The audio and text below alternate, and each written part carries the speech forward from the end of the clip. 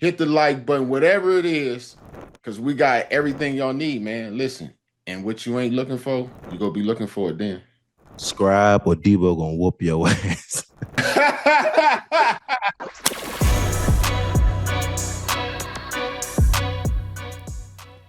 Let's get on over here to the Packers, man.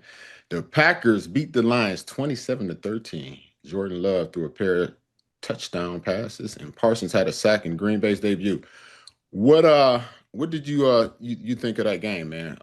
The So Larry, outcome, did you expect it? Did you think that the Packers would win?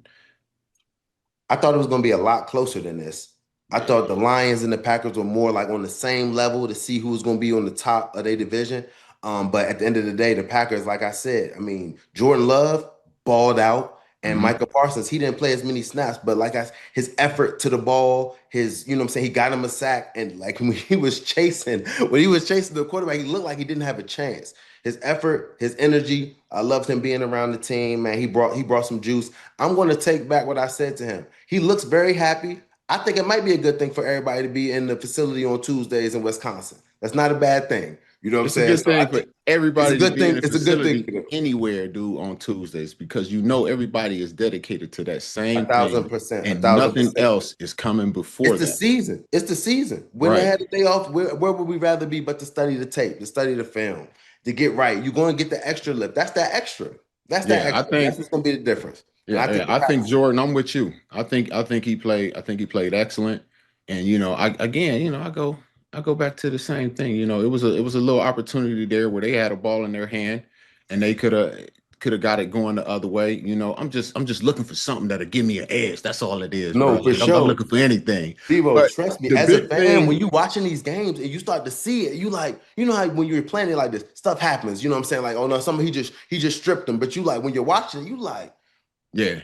is this I think the payback? big Is thing this for Detroit was, oh, sorry, for Green Bay was they gave Jordan the time that he needed to do what he needed to do. They Mhm. they they blocked him well. I was thinking that Detroit would be able to get more pressure than they did. Would be able to stop what was going on.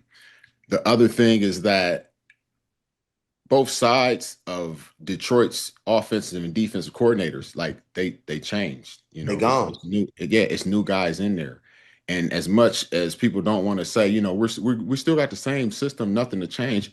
Well, you got a different play caller, man. That changes a lot.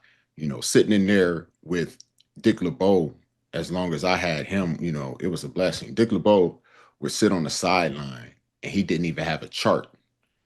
He'd sit there and he'd be like, blah blah blah blah, and he called a defense from his head by looking at the personnel. So when Mhm. you're a coordinator, you want to be a great coordinator, great offensive defense, especially a defensive coordinator. You're playing a game of chess with the offensive coordinator. You Yes. know, it's times. Well, all of Coach LeBeau's defenses, every defense has one weakness. When you start trying to cover more than one weakness, you make holes in it. And he would tell us, okay, listen, we're gonna run this. If this happens, that's on me because that's on the defense. So Mhm. he's out there, he's playing chess and he's trying to make better moves than his offensive coordinator opponent. A And I thousand think percent. and I think when Detroit lost those two coordinators to head jobs, when they hired the other two dudes so they could, keep the same system, and that's a good thing to do. They were thinking that the turnaround of, playing out the offense, playing out the defense would be the same, and it's not the same because now you have to let that new coordinator get into a groove, get a feel of the game, just as we as players get a feel of the game. When you have a offensive or defense coordinator that gets a feel of the game, he can make better calls that are dictated to make better plays against certain formations and everything else. That way it gives you a better opportunity to have better play. A thousand So percent. I'm with you. I still believe that Green Bay was going to win the game, but I didn't believe that it would get you know Like that. as sideways as it ended up getting, which really the score justify how how sideways it was. Like they couldn't even run the ball. That's unheard of for Detroit. With, In the last previous so many seasons. They especially got how we talked about their running backs, man. yes, you got you They, got you got a two-headed monster over there, and mhm. they came out there and just shut it down. I believe what even with the what's his name, the faster guy, Not not not David, not Montgomery. Gibbs. Yeah, Gibbs. Like I think Gibbs caught like 10 passes for 60 something, 40 something yards or something. Like that's unheard of. That man had 31 yards on 10 catches. 31, I lied. He had 31 yards on 10. 31 yards on 10 catches. Yeah, like that's just unheard of. I think, Green Bay came out there ready to get a job done, and they got it done. It I was think you made a good point too about the coordinators changing. My boy Aaron Glenn, the head coach of the Jets, he was my Mhm. DB coach in Cleveland when I first got there. One of the best DB coaches I ever heard was really on me about technique, tackling, you know what I'm saying, being in the right position. Very, very coached me very, very hard. And that's what I needed. And that's what I like. And that's what kept me accountable for everything. Because he Mhm. played in the league too. Aaron Glenn had 41 picks while he played in the league.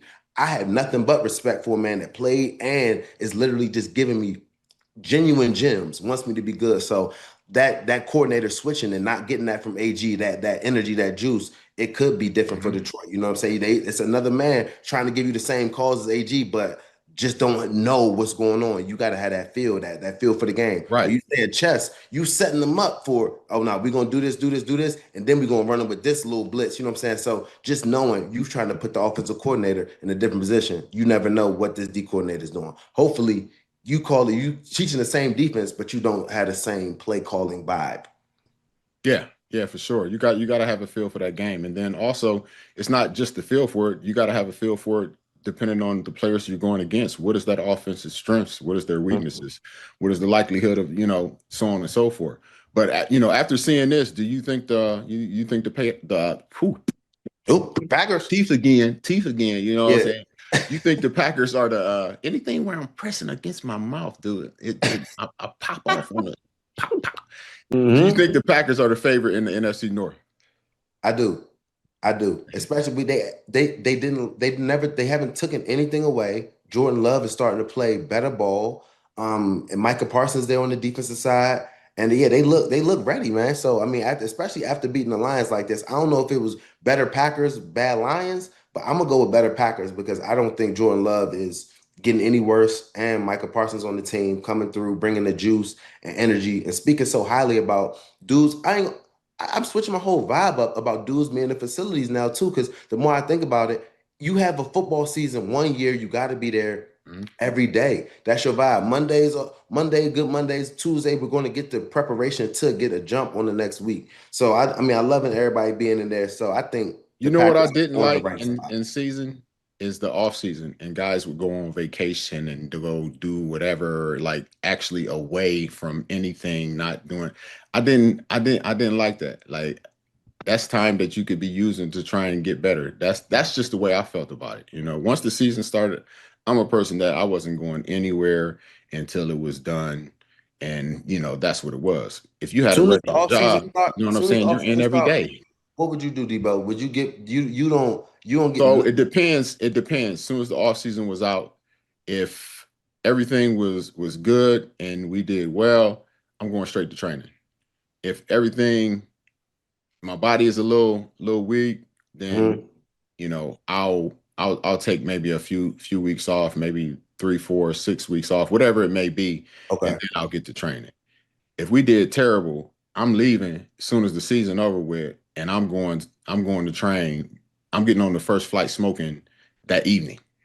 You know what I'm saying? Like Mhm. I'm going to my trainer and we hitting the ground running.